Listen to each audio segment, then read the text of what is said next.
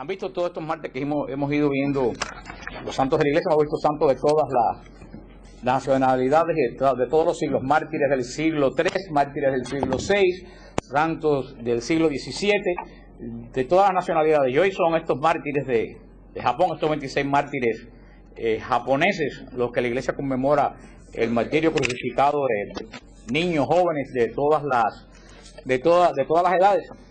Esa es la semilla de la iglesia. Increíblemente, mucha gente no lo sabe, pero después del siglo III, que es cuando más mártires hubo en la iglesia, en la persecución de Domiciano, el siglo que más mártires ha dado a la iglesia desde el siglo III es el siglo XX. Increíble o no por estadística. En el siglo XX hubieron más mártires que todos los 17 siglos anteriores, unidos hasta las persecuciones. Lo que pasa es que los mártires católicos no son noticias. Eso no sale en los periódicos, no es noticia, pero han habido, solamente en las Islas Timor, fueron matados 67.000 personas por ser católicos en los años, a principios del 90, y eso no fue noticia. Eso no es noticia. Ahora cualquiera le tira una pedra a un musulmán y salen todos los periódicos. Pero bueno, sus nombres están inscritos en el cielo, y después de tanto tiempo, pues, hay una anécdota muy hermosa de esta persecución de Japón, que fue una persecución muy cruel. El cristianismo en Japón creció mucho, tanto que llegó a los estratos imperiales, llegó sobre todo el catolicismo, y este emperador, que fue el que destruyó todo el cristianismo en Japón, desató una persecución espantosa, y muchos cristianos pues se refugiaron en las montañas. Y cuando volvió la libertad a Japón a principios del siglo XX, finales del siglo XIX, que volvió la libertad religiosa a Japón, que se volvieron a abrir las iglesias. Tiene menos de 100 años la libertad religiosa en Japón. Cuenta un sacerdote misionero, eso es historia de verdad, no es cuento, que llegó un grupo de campesinos muy humildes a la iglesia, le preguntaron al sacerdote: queremos hablar con tu jefe. Y él dijo: bueno, el jefe mío no está aquí. Dice: ¿dónde está tu jefe? Mi jefe está en Roma. Y le dijeron: queremos ver a tu esposa. Y le dijeron: no, yo no tengo esposa. Dice: ¿y quién es esa mujer que está ahí en la estatua? Esa es la madre de Dios. Y le dijeron: ¿dónde está Dios? Y él le señaló el sagrario. Entonces ese campesino llamó a los demás. Le dijo: estas son nuestra gente. Era una comunidad de campesinos que llevaba, no ellos, como alguien me preguntó una vez, sus descendientes, llevaban 300 años en las montañas. Porque alguien me preguntó que si eran los mismos. No eran los mismos. Fue una comunidad cristiana que se fue a las montañas cuando la persecución, y por 300 años estuvieron en las montañas.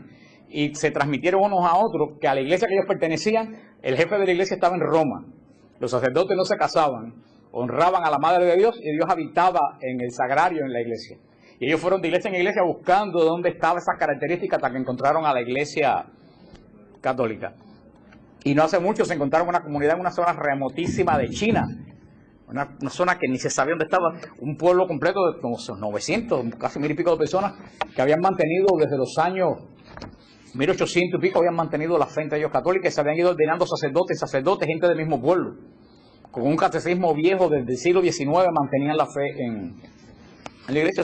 Esa es la iglesia de Dios. Seguimos con el credo que comenzamos a estudiar la semana pasada. Estamos estudiando el credo de Nicea Constantinopla, que es la fe, la base de la fe de la iglesia. Vamos a ir palabra por palabra del credo, ese credo que repetimos como cotorra todos los domingos. Fíjense que así que el domingo pasado yo di un retiro sobre el credo en el Carmelo, y eso siempre pasa.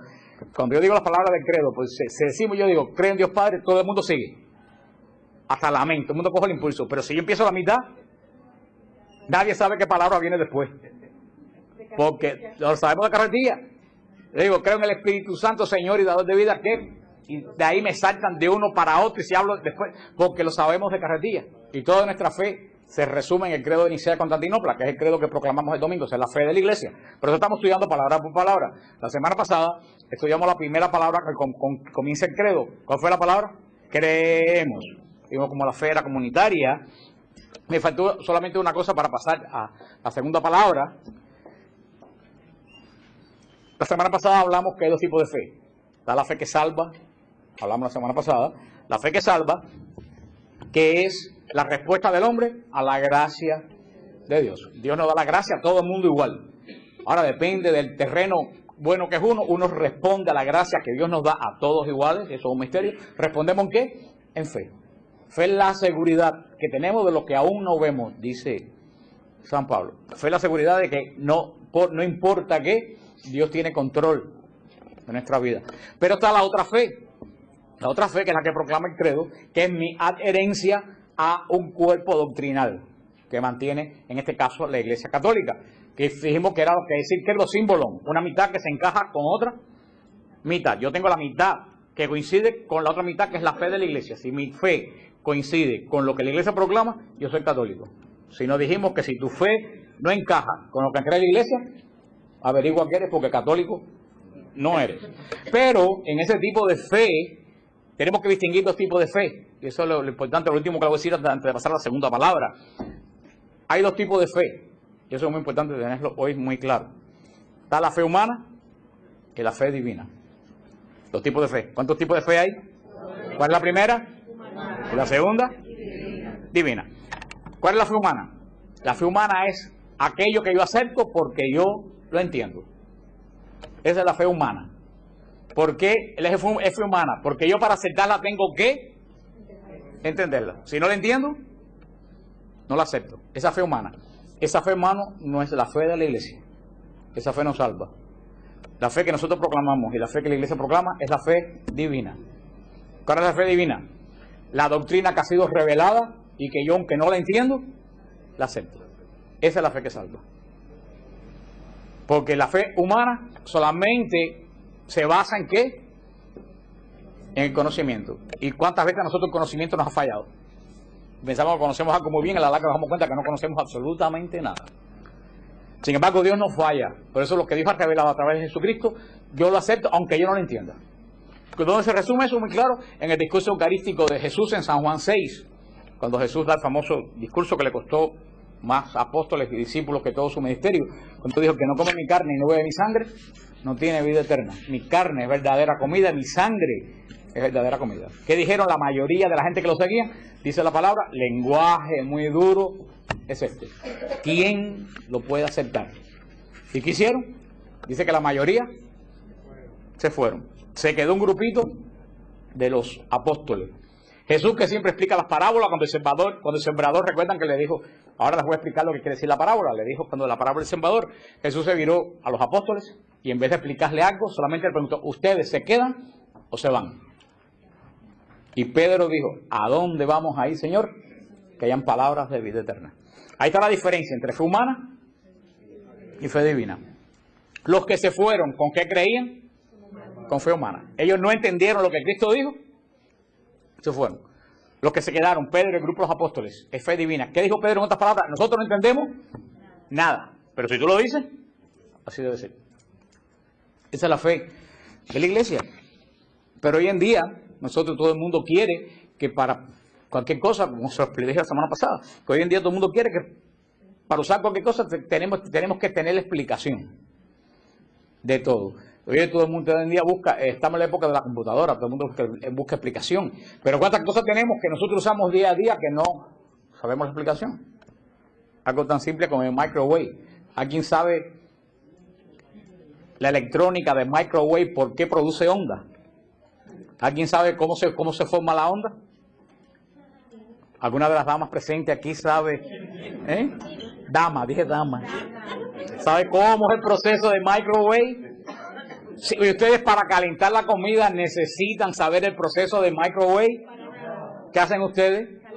Apretan un botón. Entonces para ustedes microwave es un misterio. La televisión, ahí me tienen que explicar cómo yo puedo ver la misa del Papa en Belén cuando yo estoy aquí. A mí la tienen que explicar para yo poder utilizar el televisor. ¿Qué yo hago?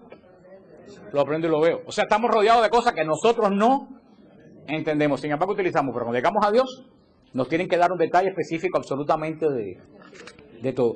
Y verdaderamente, de Dios no sabemos casi nada. Es más de lo que no sabemos de Dios que lo que sabemos.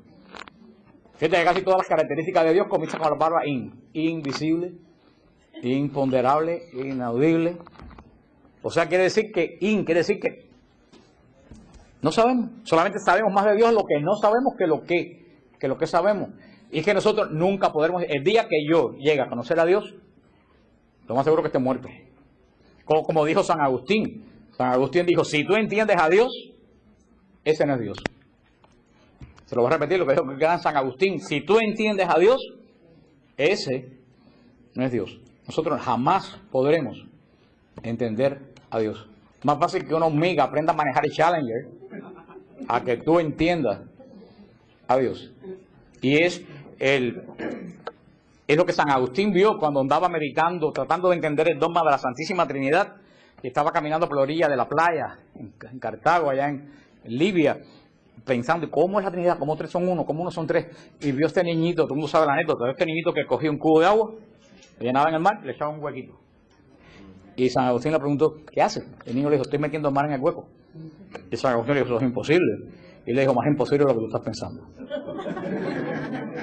Un mensaje poderoso de Dios. Un mensaje poderoso de Dios. Por eso, solamente hay cosas, y eso es un peligro de los apologistas. Los apologistas muchas veces quieren explicarlo todo, y nosotros los apologistas no tenemos la explicación de todo. Hay cosas de las cuales yo no tengo ninguna explicación que dar, solamente lo acepto por fe. ¿Y qué fe? Porque San Pablo lo dice bien claro en 1 Corintios, capítulo 15, versículo del 1 en adelante. Dice San Pablo, hermanos, les encarezco que guarden la fe que les he proclamado, pero que la guarden tal como yo se las enseñé. Si ustedes la aprenden de otra forma, están creyendo en vano. Que como San Pablo predicaba la fe, San Pablo antes de salir a predicar subió a Jerusalén y le presentó la fe que predicaban los apóstoles. Y los apóstoles dijeron, esa fe que tú predicas es la fe de la iglesia. O sea, San Pablo predicaba fe apostólica. San Pablo tenía la mitad, la iglesia que coincidía con, esa es la fe que la iglesia proclama. Y vimos lo que es creer, la fe que salva y la fe que es mi adherencia a la doctrina de la iglesia, que no cambia ni puede cambiar, porque Dios no cambia. Cuando ustedes vean una iglesia que cambia cada 5 minutos de doctrina, váyanse de ahí, porque eso no es de Dios. La verdad no cambia, la verdad siempre es la misma. ¿Y cuál es la segunda palabra del credo? Creemos en un solo Dios. No me vayan ahora porque entonces de en no les puedo explicar nada. Creemos en un solo Dios. Esa es la primera declaración de la iglesia. Creemos. Vimos ya qué cosa es creer. No es, yo voy a misa los domingos y ya creo. No. Vimos lo que es la fe que salva. Vimos lo que es lo que implica cuando decimos la palabra creemos, que no solamente lo que yo creo en Dios, sino lo que toda la iglesia cree, que yo soy responsable de la fe también de mí, hermano. Pero es bueno en estos tiempos saber en qué nosotros creemos.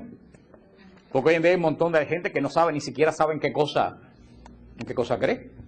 Porque creen 1 millón de cosas que es peor todavía. Yo estaba viendo todavía, no sé qué teólogo dijo, que cuando el hombre deja de creer en Dios, termina creyendo en cualquier cosa. Y se lo voy a repetir. Cuando el hombre deja de creer en Dios, termina creyendo en cualquier cosa.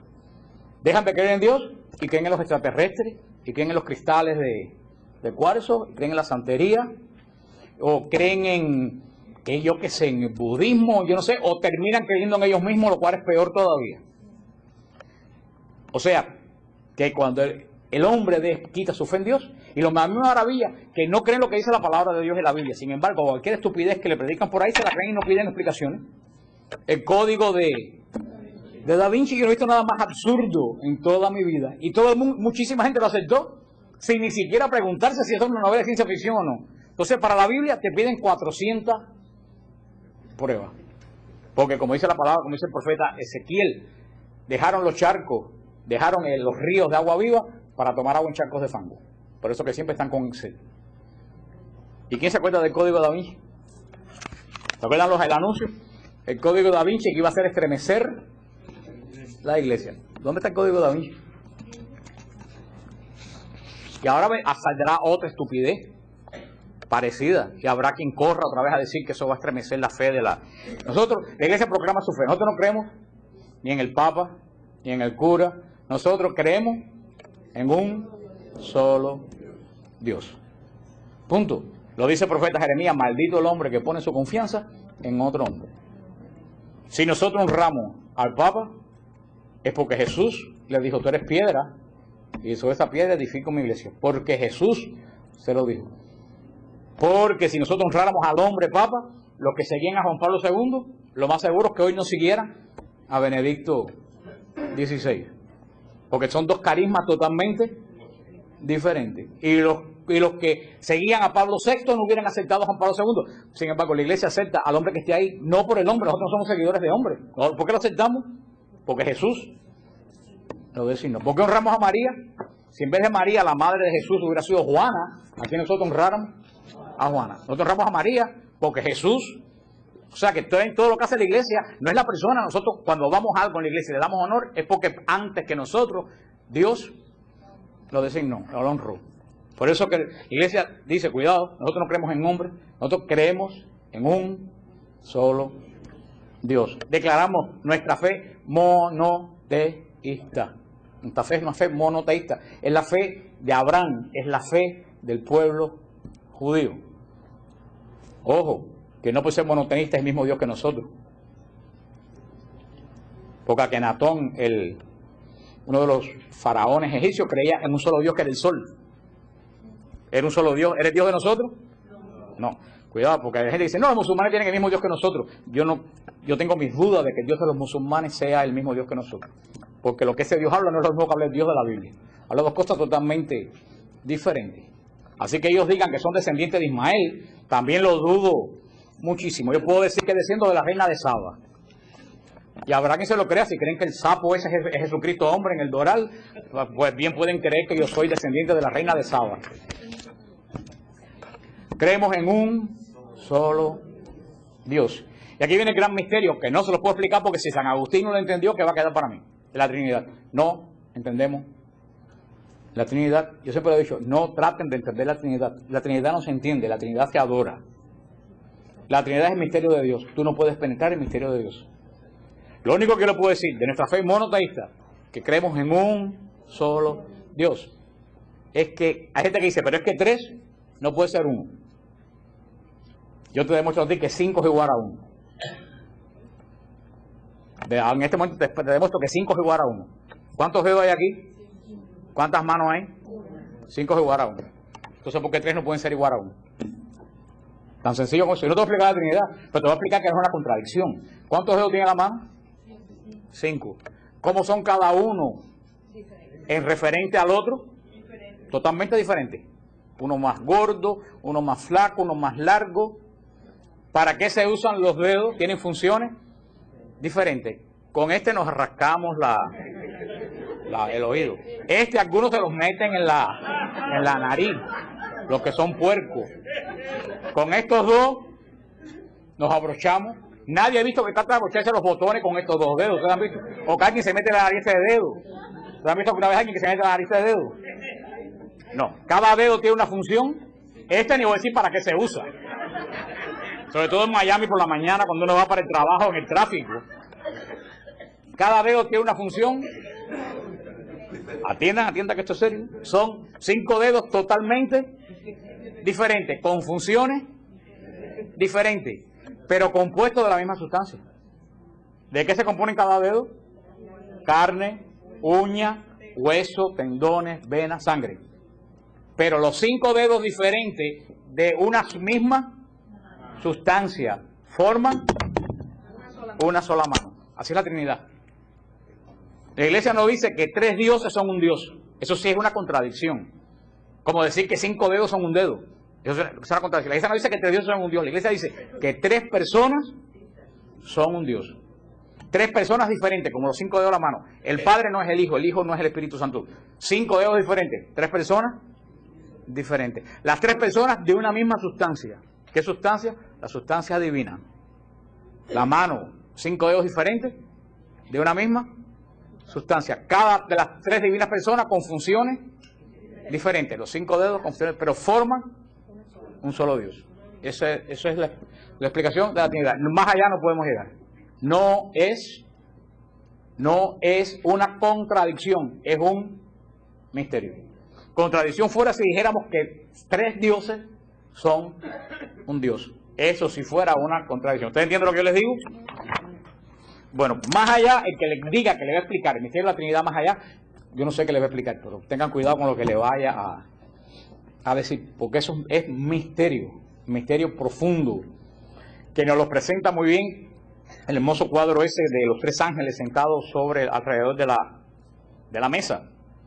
El icono de Zagreb. Si ustedes, los iconos son para leerlo, desafortunadamente no tenemos el icono aquí, no podemos dar una clase de iconografía, pero en el icono todo simboliza algo.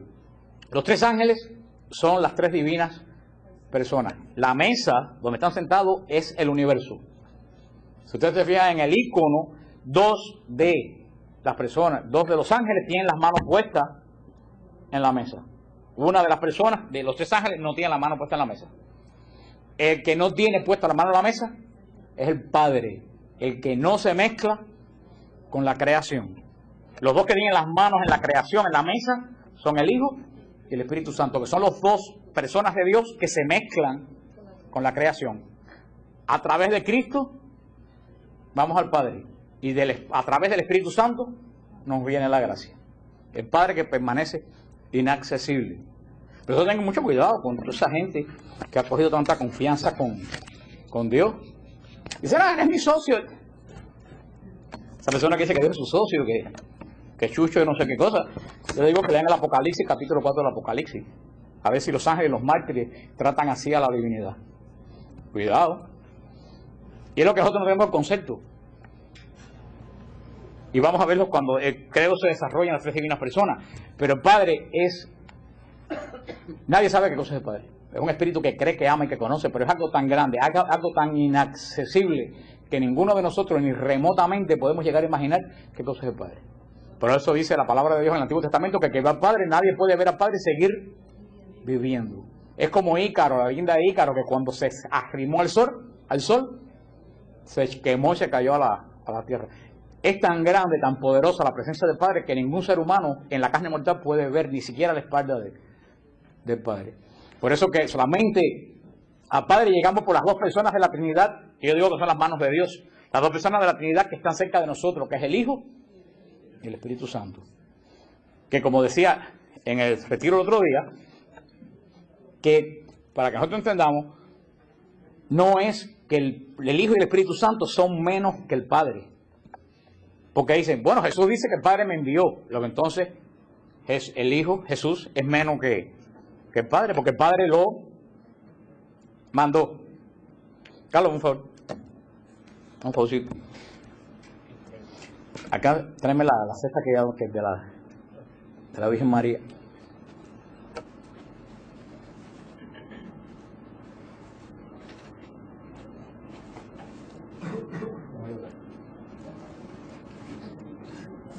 ¿Qué hizo Carlos? ¿Obedeció algo que yo? ¿Eres inferior a mí? ¿Eres menos humano que yo? ¿Eres exactamente humano? Igual que yo. Tienes la misma condición humana mía. ¿Por qué él me obedeció a mí? Porque yo aquí llevo el orden. Así pasa en la Trinidad. No es que el Padre sea menor que el Hijo, no es que el Padre sea diferente que el Hijo. Es que en la Trinidad hay un orden. Y cuando hay un orden, las tres divinas personas no pueden mandar. En una casa que manda el Padre, la madre y los hijos son un relajo. Un caos. La Trinidad no puede ser un caos. Para que haya un orden, alguien tiene que llevar el orden, aunque sea en respeto a los demás, pero el orden. Que el Padre manda a los hijos en una casa, ¿quiere decir que los hijos son inferiores al Padre? No. O sea, que el Padre mande al Hijo no quiere decir que el Hijo es inferior al Padre. ¿Está entendiendo lo que le quiero decir? Es que en la Trinidad hay un orden, porque Dios es Dios ¿de qué? De orden. Donde no hay orden no está Dios. Y si Dios es Dios de orden, en Él mismo tiene que haber orden. Y para que haya orden, uno tiene que el control del orden en la Trinidad lo lleva el Padre, que manda al Hijo y manda al Espíritu Santo. Pero no quiere decir que el Hijo y el Espíritu Santo son inferiores al Padre. Porque los testigos de Jehová utilizan mucho. Mira, si Cristo dice que yo le pido a mi Padre, entonces no. Por supuesto que, ¿cuál es la única forma que tenemos de comunicarnos con Dios? La oración. Cristo, hombre, para comunicarse con su Padre tenía que orar. No hay otra forma de comunicarse con Dios, pero eso no lo hace inferior al Padre. Eso lo tenemos que entender en el misterio de la Trinidad, que no son inferiores, son exactamente iguales en divinidad y reciben la misma adoración y gloria, como va a decir el credo más adelante. Lo que sucede es que Dios es Dios de orden y en la Trinidad existe el principal y el primero de todos los órdenes. Créanme, y pueden aplicar eso, entre muchas cosas. En un lugar que no hay orden, no está Dios. En una casa que no hay orden, no está Dios. En un trabajo que no hay orden, no está Dios. En una iglesia que no hay orden, No está Dios. En una persona que no tenga orden, no está Dios. Porque lo primero que hace Dios, la primera acción de Dios en el Génesis, es poner en el universo orden, separar la luz de las tinieblas. Dios no habita. Por eso, en la Trinidad hay un orden. Y por eso el credo va en un orden. Según estas personas han tenido relación con la creación. El Padre, que es el origen de todo, el Hijo, que lo vamos a ver en su sección, y el Espíritu Santo. Por eso decimos que nosotros creemos en un solo Dios. El Dios que se manifestó a Abraham, el Dios que llamó a Abraham por su nombre, el Dios que se manifestó a Moisés, el Dios de los profetas. Hay gente que dice, ¿por qué Dios no se manifestó trinitario en la Biblia? Digo yo, porque si a nosotros nos es difícil de entender que tenemos la revelación de Jesucristo, que iba a entender Israel, que terminó adorando un cordero porque Moisés se estuvo 40 días en el monte Sinai. Si Dios se revela trinitario, hubieran terminado pensando que eran tres dioses. No era, Israel no estaba preparado. Sin embargo, desde el comienzo del Génesis, este es Dios trinitario. Este es Dios que crea. El Padre, que es el que crea. ¿Cómo crea a la creación? A través de la palabra. Hágase, hágase. ¿Cuál es esa palabra de Dios? El Hijo. Y dice que el Espíritu de Dios flotaba sobre el caos. Están las tres divinas personas. Algo que no entendemos. Porque no podemos entender a Dios. ¿Por qué la palabra de Dios es una persona? No podemos entender. ¿Por qué? Pero las hormigas no se comunican con palabras. Ustedes han visto con algunas hormigas a lo mejor conversando una con otra. Tú sabes cómo la hermana sabe de hormigas. Tú sabes cómo las hormigas se interrelacionan con las antenas. Ahora, esa hormiga que se conecta con las antenas, que no sabe lo que es hablar, ¿usted cree que ella puede entender que yo me pueda comunicar con ustedes a través de la palabra? No, porque para ella la comunicación de lo que ella sabe, ¿a través de qué es? De las antenas. Ella no puede entender que mi palabra transmita algo. Ustedes no ven los teléfonos, uno coge el teléfono y dice, marque el 1, marque el 2, marque el 9. Pero ya la cosa no es marcar. Ahora te dicen, di 1, di 2. Y ahí viene el problema. Porque los que hablamos mal inglés, tú dices one y no te entiende lo que está diciendo la máquina. Pero bueno, ¿quién le iba a decir a alguien hace unos cuantos años que tú tienes una alarma en el carro y decir, ábrete, pum, y se iba a abrir? Eso era algo impensable por los sensores. Esas cosas que nosotros no imaginamos y que la hormiga no puede entender, yo no puedo entender de Dios. Para mí la palabra es ¿qué? Comunicación. En Dios la palabra fue ¿qué cosa? Una persona. La segunda persona de la Trinidad. A través del cual todo se hizo. Y vamos a verlo después cuando lleguemos a esa parte que una de las personas, el Padre Francisco lo explicó magistralmente en el retiro. Cómo surgen las tres divinas personas. Más adelante, la misma palabra Elohim, la palabra Elohim, que habla del primer capítulo de Génesis, la palabra Elohim es una palabra plural. Elohim en hebreo es una palabra plural, que sin embargo se usa con el pronombre singular. El Elohim, el uno. Sin embargo, Elohim quiere decir varios. Pero lo lógico fuera que se usara con el pronombre plural. Los Elohim no, se usa con el pronombre singular. Sin embargo, la palabra indica varios, plural. Elohim es una palabra plural en la Biblia, si ustedes no lo sabían. Hay muchas manifestaciones de la Trinidad durante toda la Biblia. Los ángeles mismos que van a Mambré a hablar con Abraham, ¿cuántos eran? Tres ángeles. Y Abraham se postra delante de los tres, reverencia solamente dada a Dios. El Salmo 110 es un salmo que deja loco a los judíos, que nosotros, como no lo tenemos en hebreo, no lo entendemos. Pero el Salmo 110 dice, nosotros en español dice, le dijo el Señor a mi Señor. Ay, qué bien. Pero ¿sabes cómo dice el Salmo en hebreo? Le dijo Elohim a Yahvé, siéntate a mi lado. Preguntan los judíos, ¿cómo es que Elohim le dijo algo a Yahvé? Ahí los judíos no tienen respuesta. Como el Salmo dice que Elohim le dijo a Yahvé, siéntate a mi lado. Si se va a sentar, porque dice, no, ese es David. A David, ¿de cuándo acá David se le dice Yahvé? Siéntate a mi lado. Con lo cual quiere decir que son dos personas diferente. O sea, la Biblia está llena de imágenes que nos muestran la presencia trinitaria de Dios en el pueblo de Israel, que no se manifestó hasta Jesucristo.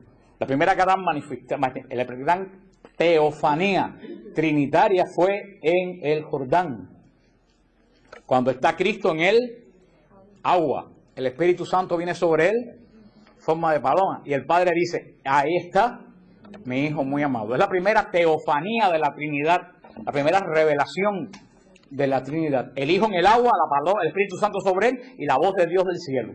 Ahí se ven que son tres personas totalmente diferentes. Más adelante veremos la divinidad de cada una de las personas, porque comparten la misma sustancia. Que le dimos sustancia porque hay que decir de alguna forma, pero no sabemos qué cosa es. Pero decimos sustancia divina. Así como todos somos nosotros de sustancia humana, Dios es de sustancia divina.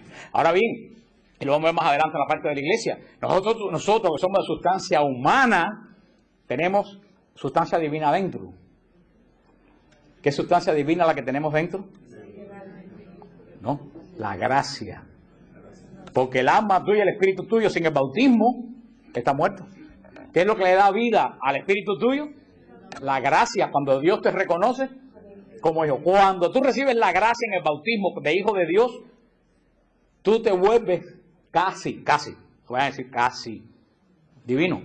¿Por qué? ¿Cuál es la característica de la divinidad? Es eterno. Después del bautismo, nosotros no morimos, recibimos el espíritu inmortal. O sea, tenemos una imagen, la imagen perfecta y semejanza a Dios. Por eso en teología se dice, lo que Dios es por naturaleza, en nosotros por adopción. Dios es, su naturaleza es divina, nosotros no somos, pero la recibimos a través de la gracia santificante. Ese creo en un solo Dios. Por eso la adoración de la iglesia, la acción, el otro día preguntó un señor en Madre Angélica, hay una misa que es a Jesucristo y hay otra misa que es al Espíritu Santo, pero ¿cuál es la misa al Padre? Entonces, los hermanos, ¿qué iglesia tú vas? Esos son los católicos que tenemos que andan más perdidos que las burras que buscaba el rey Saúl, que jamás aparecieron. Porque la misa no es a Jesucristo y la misa no es al Espíritu Santo.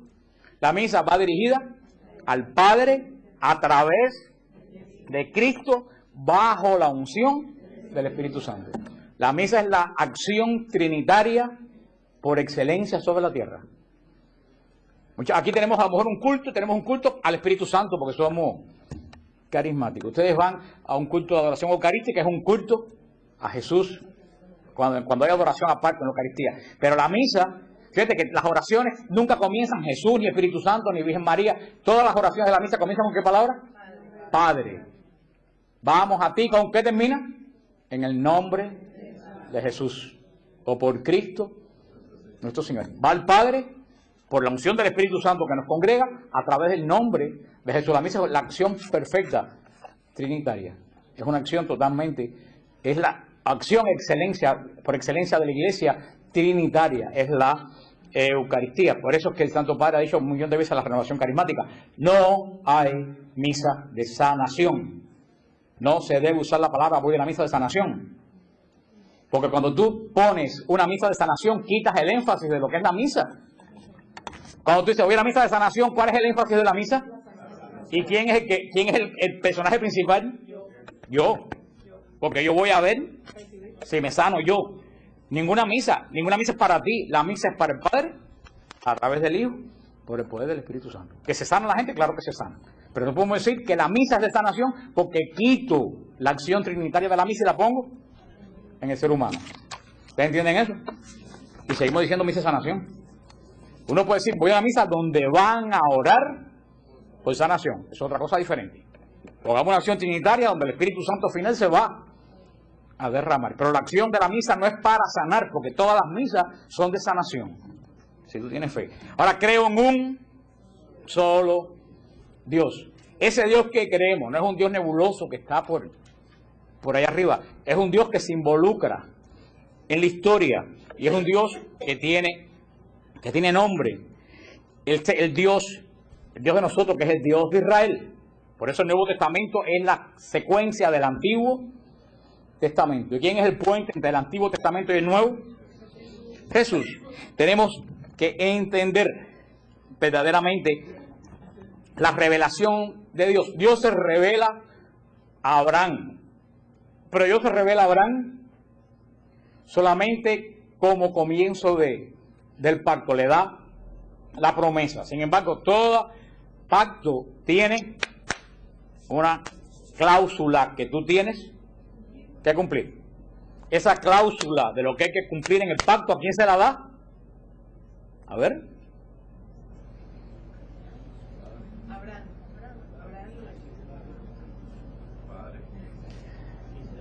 Ay, Señor, ¿qué va a hacer de mí? Las cláusulas del pacto, el Señor se las da a Moisés. Moisés recibe el pacto. Abraham no recibió ningún pacto. Abraham recibió la promesa. Es como si ustedes, alguien le dijera a cualquiera, les voy, Raymond, el hermano aquí, que me consiguió el carro, te voy a conseguir un carro. ¿Eso qué cosa es?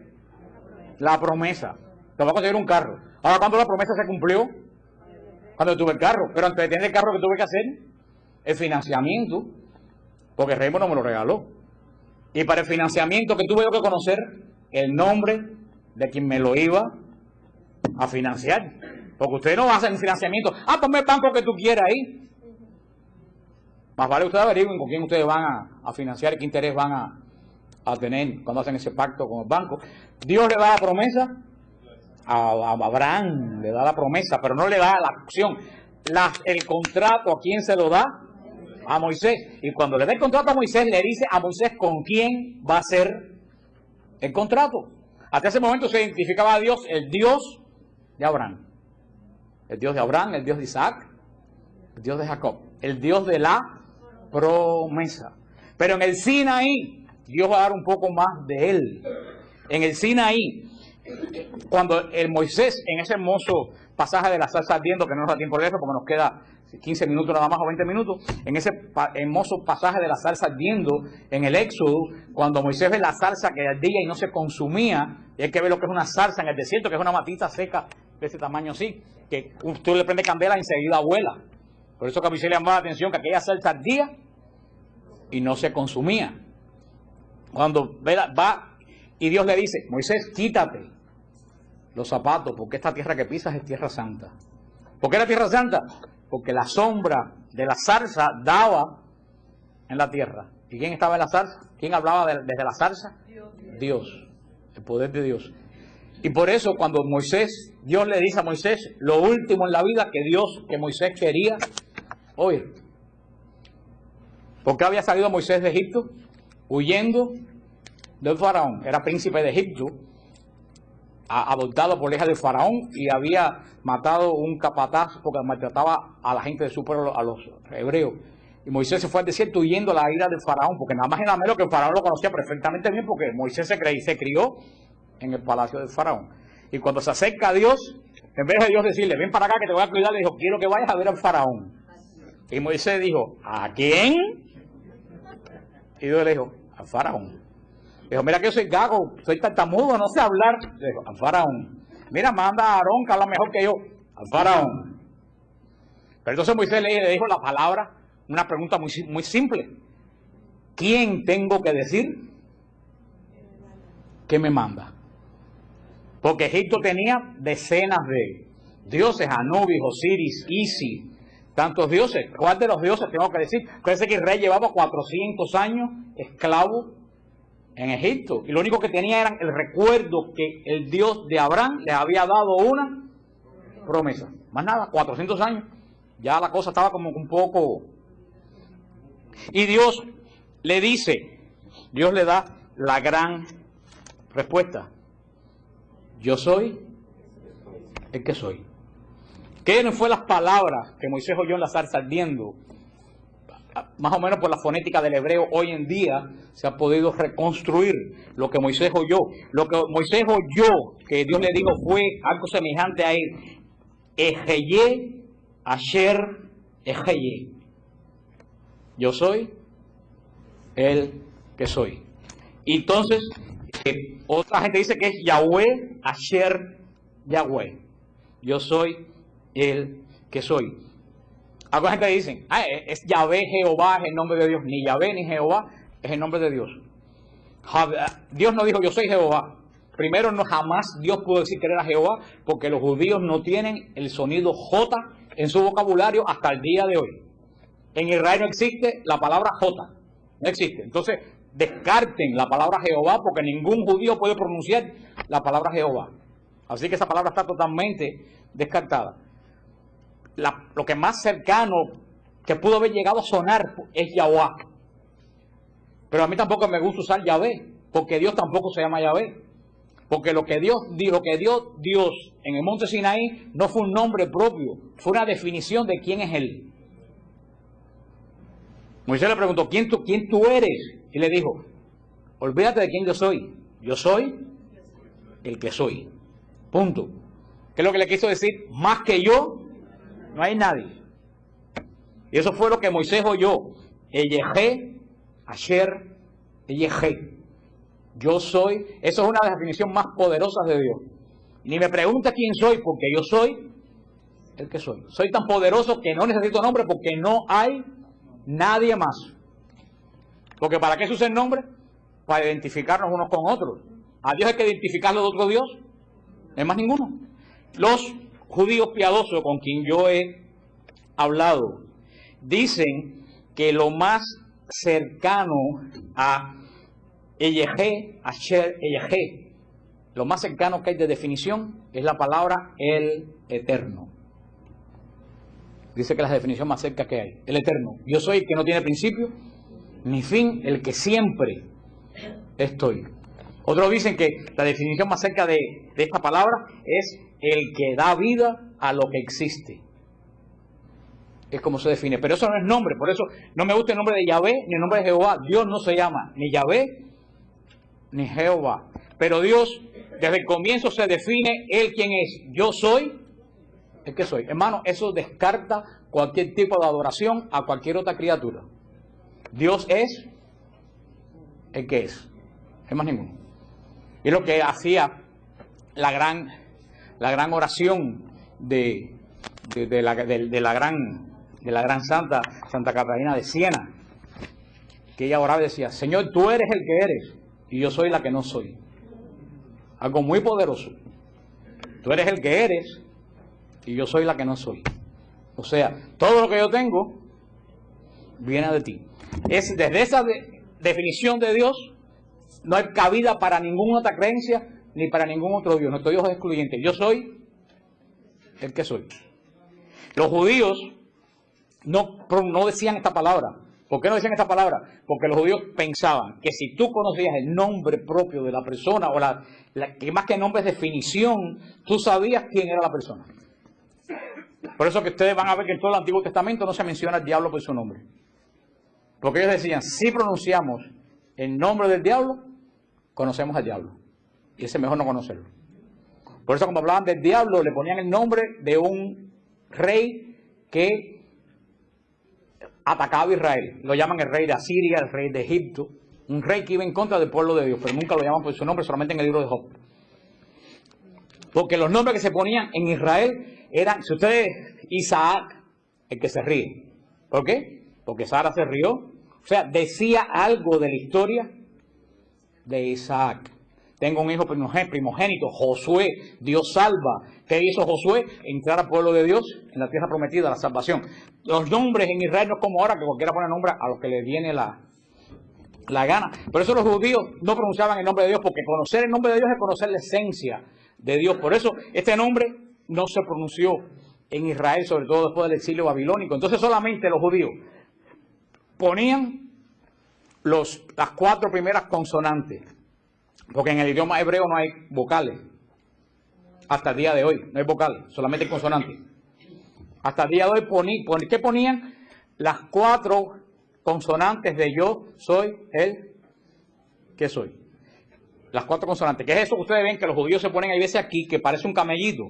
Ustedes han visto, tienen como 2 paticas y una cosita aquí, no es un camellito. Son las 4 palabras de yo soy el que soy.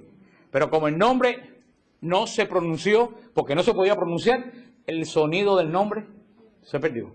¿Quién pronunciaba el nombre de Dios solamente? A ver, el sumo sacerdote, que era el único que sabía el nombre de Dios. ¿Y qué día lo pronunciaba? El día de Yom Kippur, cuando entraba con la sangre al Santo de los Santos, que no había más nadie, tiraba la sangre sobre el arca y gritaba esto mismo que oímos aquí, Eyehe Asher Eyehe. Él entraba a través del misterio de Dios porque podía pronunciar su nombre, más nadie lo sabía.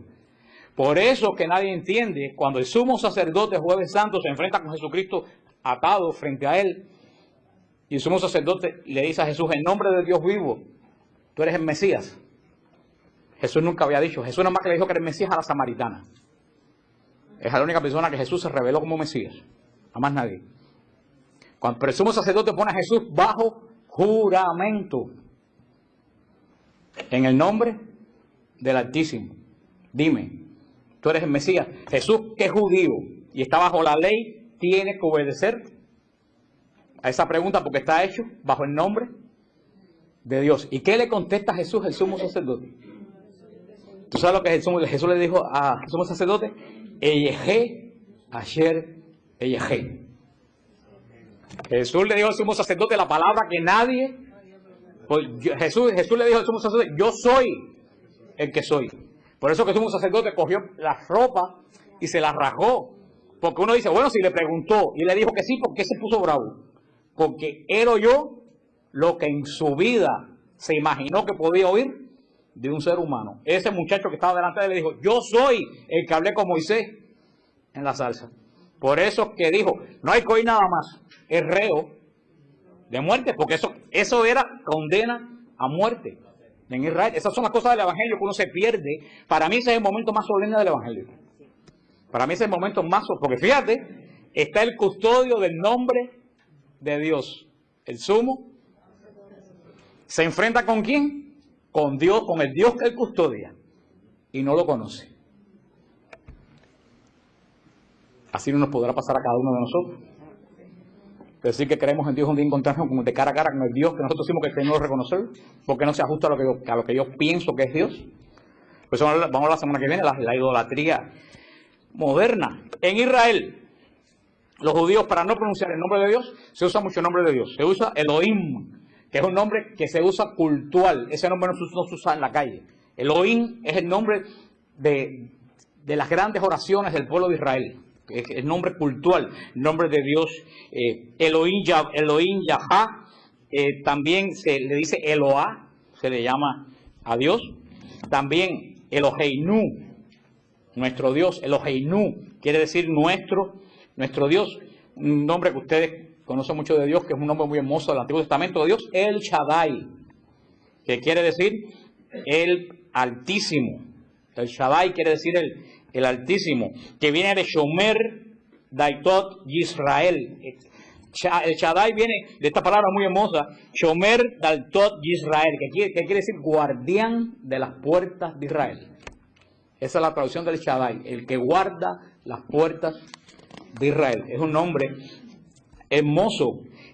También se le dice a Dios Yahvé o Elohim Shabaot, el Dios de los ejércitos, Dios que desnuda su brazo delante de las naciones. Ese nombre, Elohim Shabaot, es el nombre que se usa con Dios cuando Dios es peleón, cuando Dios va a dar la batalla por...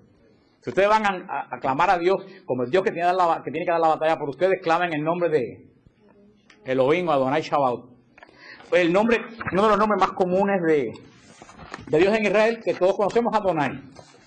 Adonai quiere decir el Señor. Porque Adón en Israel es Señor. Adón es Adón fulano, Adón Pérez, Adón whatever, hoy en día. Ese Señor. Ahora, Adonai solamente se usa para el Señor. Cuando se refiere en español, los judíos sefarditas, el nombre que más usan para clamar a Dios es el Eterno. Ustedes van a oír, cada vez que sale un judío a hablar por el radio, van a oír decir el Eterno. Y fíjate, siempre que un judío piadoso menciona el nombre de Dios, lo menciona con una bendición. Oigan, ese señor Bendayá, yo no sé qué habla, porque es que es excelente, que habla, cuando dice el Eterno, y siempre dice, bendito sea su nombre. Siempre que un judío menciona a Dios, dice, el Eterno, bendito sea su nombre.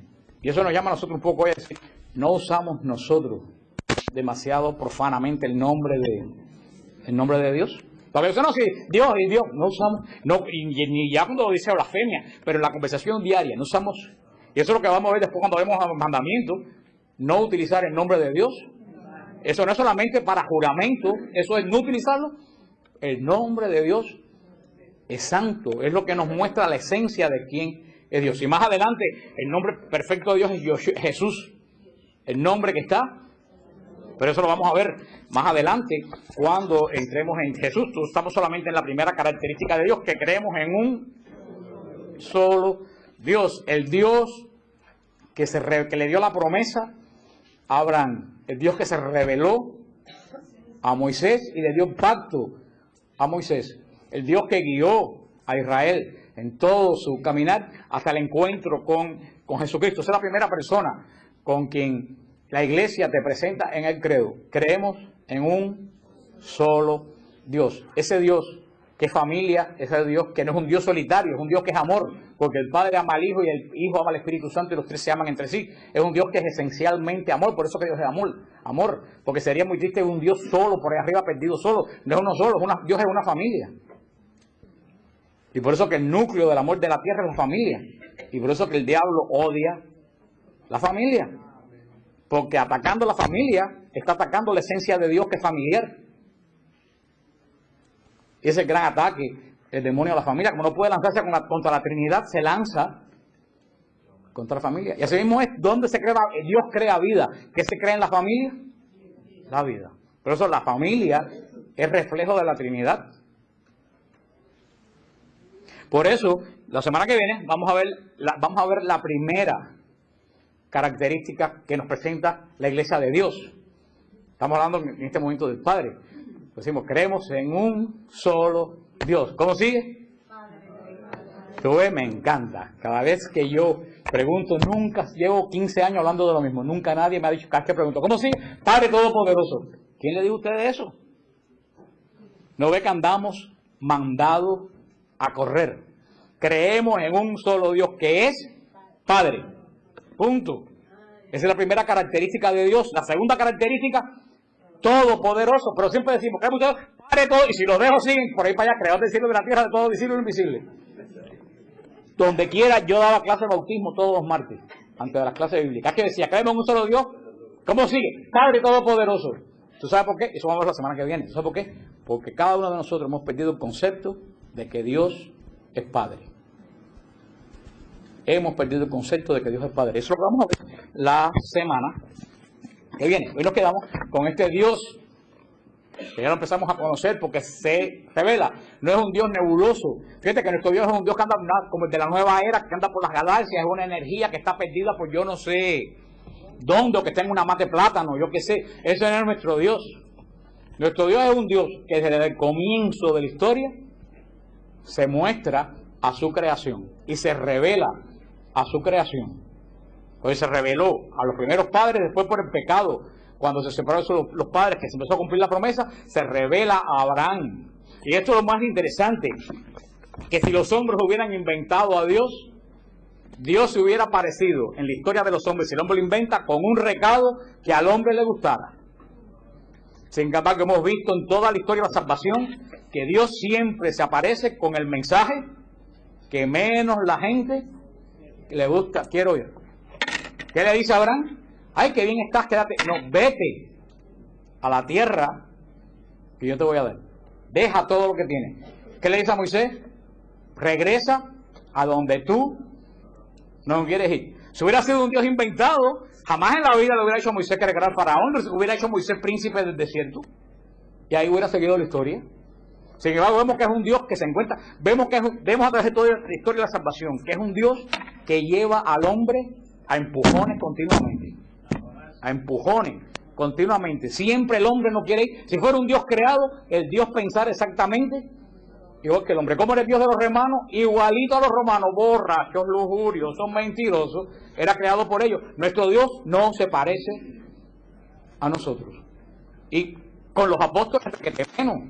¿Ustedes creen? Yo digo, ¿tú crees que si los apóstoles inventan el evangelio, se iban a poner ellos quedando tan mal? Si los apóstoles hubieran escrito el evangelio, ellos lo hubieran inventado, los dos hubieran luchado a espada por salvar a Jesús, hubieran sido aplastados por las legiones romanas, en mayoría, después que todos los apóstoles se degollaron por salvar a Jesús. No. ¿Cómo se presentan los apóstoles? Huyendo. El príncipe de la iglesia, el que mantiene la iglesia, se hubiera presentado, yo me quedé y fajé. ¿Cómo aparece el principal de la iglesia? Diciendo, no, yo jamás he visto a él. Pues, hermano, un ser humano que conoce la psicología humana sabe que un ser humano no escribe eso de sí mismo. Y los apóstoles en el evangelio quedan muy mal. Así que ustedes se ven que este Dios de nosotros no es un Dios inventado, es un Dios revelado, que es una gran diferencia. Allá atrás están los flyers del viaje. Ya Liliana regresó.